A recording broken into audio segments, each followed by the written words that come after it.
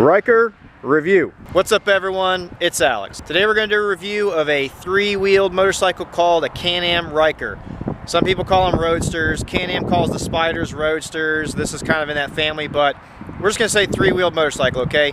Can-Am Ryker. What are we dealing with the Can-Am Ryker? Okay, so what the Ryker is it is a smaller, lighter, less expensive, even easier and more intuitive to get used to version of the big brother, the Spyder. I've been dealing with Spyder since 2008 when they first came out. The Spyder was designed to be a factory trike that was even easier and more intuitive to ride than doing a trike conversion on classic stuff like Gold Wings or Ultra Classics or whatever you would trike out in the past. In the past, you would take a regular motorcycle, have one wheel in the front, you would do a trike kit on it so you'd have two wheels in the back, and you would trike it out that way. The Can-Am Spyders, when they hit the US market in 2008, were a two-wheel in the front, one wheel in the back, trike. Some call them a reverse trike, but still a trike.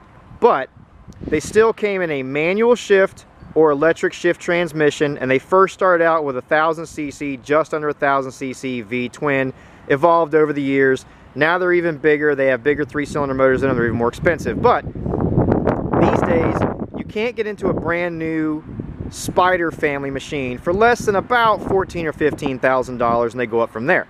So what Can-Am did here was they took the three-wheeled, two front, one in the back concept, and they made a smaller, lighter, smaller motored machine that starts out for less than $10,000 with a fully automatic transmission in it to make an even easier, more affordable trike for the everyday rider and an awesome bike for beginners. So they come in 600 or 900 cc's.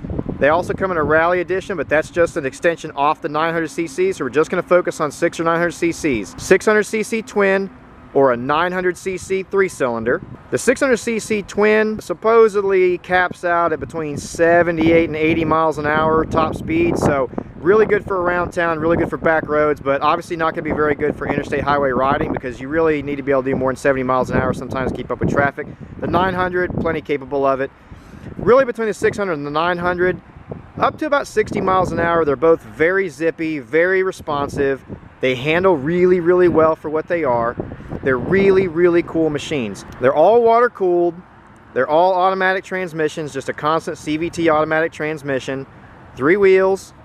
Your brakes are all linked through one pedal. Standard type motorcycle handlebars. They all come with the bar end mirrors on them. Very, very easy digital readout display. They are a shaft-driven motorcycle. The transmission's a CVT belt, but it is a shaft-driven motorcycle. Dual A-arm type suspension in the front with shocks. Mounted monoshock in the back.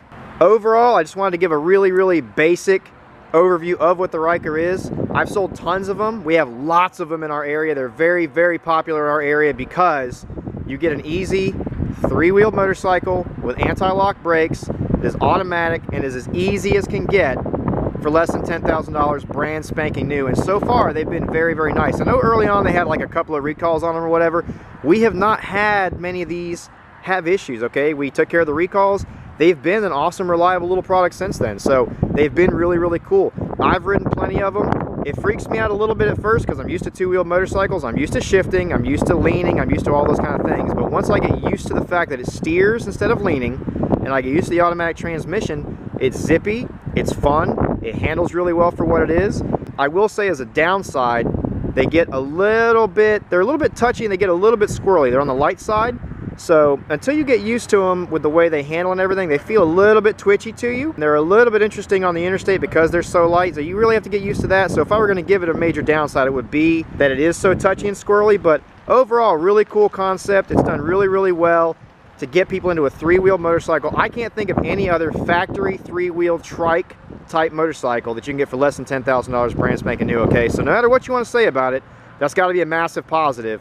For people that are not comfortable or confident with two wheels, don't want to hold up a motorcycle, don't want the chance of falling over, and like the extra safety stuff, you get a three-wheeled Spyder type motorcycle. It's smaller, lighter, smaller motor, less features, but you get a three-wheeled Spyder type motorcycle for less than $10,000, okay?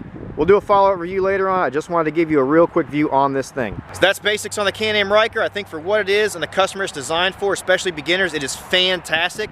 Less than 10 grand, you get a factory trike with ABS and all that kind of good stuff, and it's an automatic, okay? It doesn't really get any easier than this. That's it. Let me know what you think. I'll do more on it later. I'm Alex. Peace. And do the Harlem Shake.